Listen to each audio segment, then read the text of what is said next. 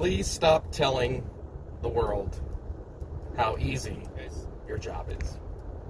We all look at social media a lot. In fact, if it weren't for social media, you probably wouldn't even know these videos exist. But here's the thing. When it normally took 30, 40, 60, 90 days to sell a house, and we would have 2 or 3 price reductions, and I know some of you don't even remember what that was like, then yes, when you did an exceptionally fast job of selling your client's house, it was worth talking about. But in the market that we have been in the last year, posting sold for full price or sold for, $5,000 over in one day, and putting that on social media, but it's the message that it actually sends to the public is, my job's really easy, and you're probably overpaying me because, look, it took me like one day to make all that money. Now, we know that that's not the accurate story. We know it's not the full story of all the work that went into getting a home sold. We also know one thing, and that is that the price of a home will determine, right, how quickly, if we get an offer, we're going to get an offer. For instance, if you have a home that's worth $300,000, and that's what the comps support in a upwardly mobile market, so things are moving up, right? So we're moving up at, let's just say it's 10% a year. So at the end of the year, that $300,000 home is going to be worth $330,000. So yes, are you likely to be able to push the envelope on a $300,000 home and get $305,000 or $310,000 if the last comp was $300,000? We know the answer to that is absolutely yes in a rapidly increasing market. But we also know that there was a whole bunch of research that had to go into determining that the house was at $300,000. Unless it's a cookie cutter house in a cookie cutter neighborhood and there are 5 other sales that all suggest $300,000, then you had to spend quite a bit of time researching it. You had to figure out what the dollars per square foot were, and what was the value of backing up to green space versus backing up to another home, and what was the value of the client who spent $8,000 replacing their windows. We know that it's not a full $8,000, by the way. We know it's not 100% return on that client's investment. So yes, you had to do quite a bit of research. You had to meet with the client. You had to help them figure out what they needed to do to put their best foot forward in their home. Many times it's just a simple conversation about depersonalizing and decluttering.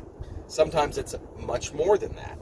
We had to bring in professional photographers. Let's face it, if you're still taking pictures with your damn cell phone, I'm sorry, you're not a professional realtor.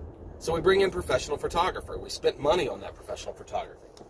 We had to write, in theory, a decent description that didn't start with, honey, stop the car. At least I hope you did that work. Then entering it into the MLS, talking to all of the agents.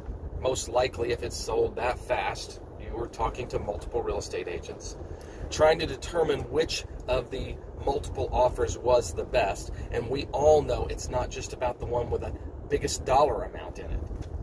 Who the lenders are, what kind of loan, what kind of down payment, the buyer's credit, are they willing to put appraisal gap coverage in there or even appraisal waivers in there?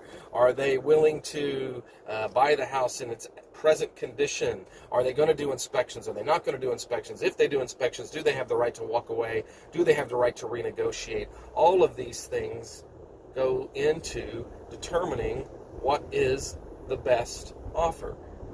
And then it is very possible, one of the agents that I did some coaching with last night called me and said, hey, I have an ethical question for you. I got 2 offers in. One is clearly better than the other, but it's with a lender that doesn't have a great reputation and a realtor that doesn't have a great reputation. What should I do?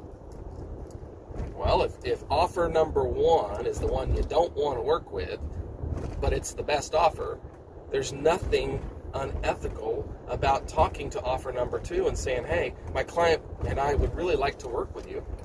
By the way, get your client's buy-in on this. You're not allowed to have these conversations without letting your client know what you're trying to accomplish.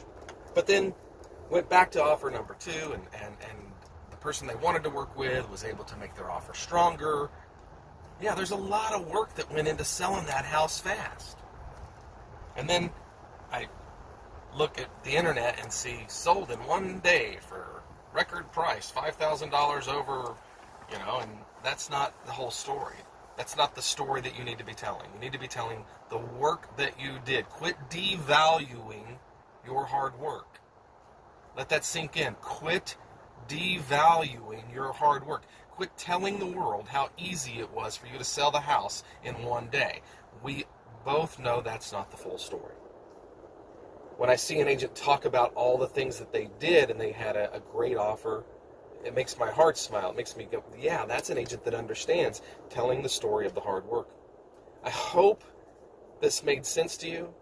If you would like to discuss any way that you could tweak your messaging to quit devaluing yourself, give me a call, send me a message on Facebook, and email me. Whatever it takes, I'd be more than happy to chat with you about it. And if you like the videos, please click on the link there and hit subscribe or like or whatever it is that YouTube does, because that'll let more people know about my videos. Thank you guys for listening to me kind of ramble on my morning drive, and I'll chat with you again soon.